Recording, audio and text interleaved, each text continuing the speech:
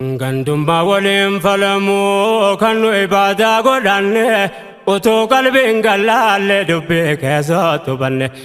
fikiraa gooneetiin tallee silaa yaanne yaadanne eenyuunuu biyya duniyaa kanatti osoo hin argamne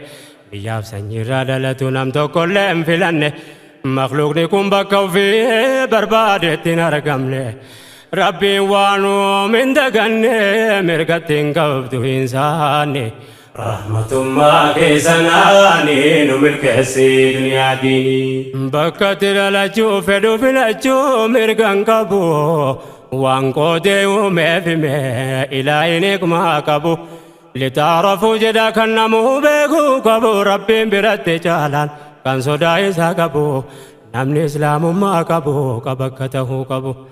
rakkoon siinii yoo walla buuse furmaata isaaf kenna diinin. Rahmatullah kesanani